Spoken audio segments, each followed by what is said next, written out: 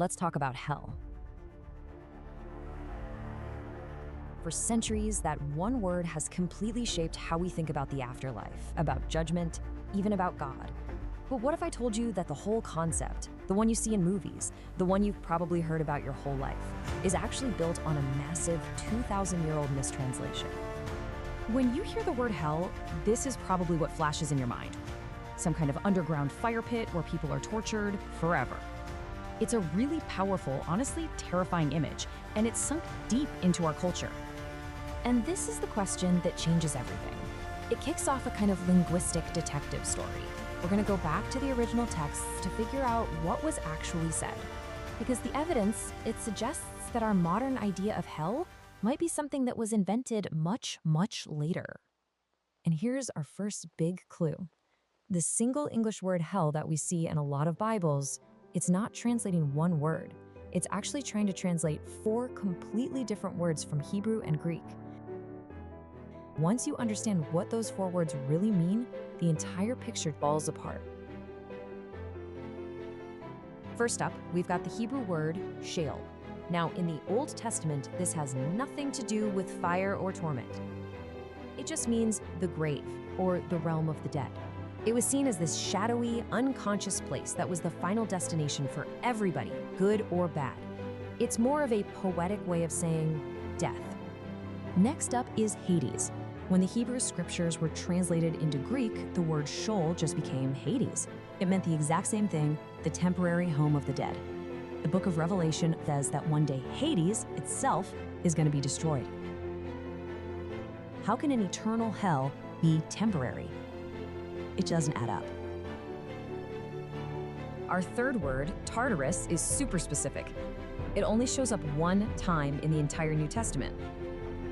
It refers to a kind of spiritual prison for rebellious angels or other spiritual beings. It was never described as a place for human souls, so we can pretty much set that one aside.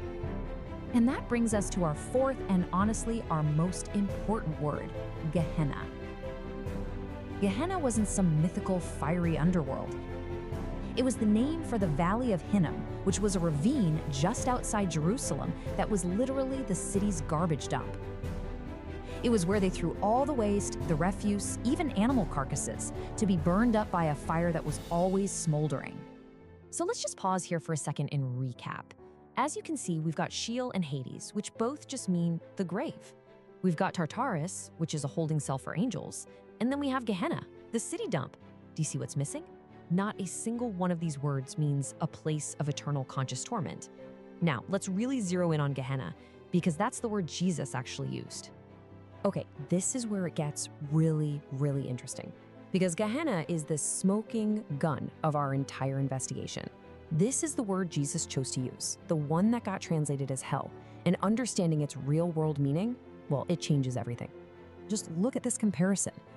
The pop culture idea of hell is all about eternal torture, preserving people in flames forever. But the meaning of Gehenna was the exact opposite.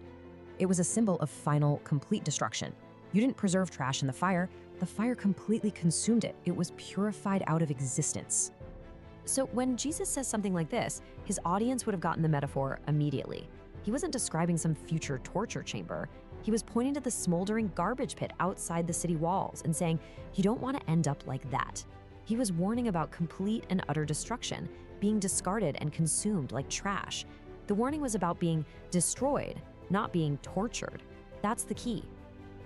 So, if Jesus wasn't warning us about eternal punishment, what was the warning? This is where we get to the true purpose of this divine fire. It's not about endless pain. It's about ultimate purification. And to really get this, you have to understand the 2 types of death the Bible talks about.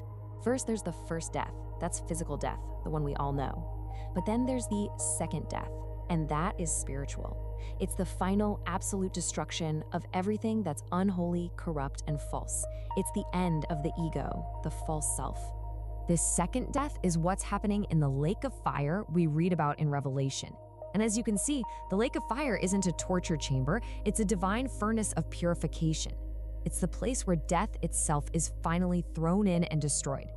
It's a powerful metaphor for God's all-consuming holy presence, where anything that's false or corrupt just gets burned away, leaving only what's real and true. So, what does all this mean for us, right here, right now? This is maybe the most important part of this whole thing. Because if the ultimate reality of God is like a purifying fire, then the whole goal of our lives changes. It's not about escaping punishment anymore. It's about becoming the kind of person who can actually stand in that fire and not be consumed. And there's a word for that process. It's called sanctification. This is the core idea. Sanctification is the lifelong journey of letting God transform your inner self to be more like His. It's not about earning brownie points. It's about becoming compatible with the very presence of God, which the Bible describes as a consuming fire. You are literally becoming fireproof. And you can see how this journey works. It starts with an awakening, with surrender. Then it moves into this cleansing and transformation, where the old, false self starts to die away and your desires begin to line up with God's. The end goal is union, where there's nothing false left inside of you to be burned away. It's about letting that purifying fire do its work in you now, so that when you finally stand in God's full presence, all that's left is the real you. Okay, so our investigation is wrapping up. We've looked at the original words, we've looked at the history. So what's the final verdict on this 2,000-year-old mix-up? Let's just run through the key takeaways. 1.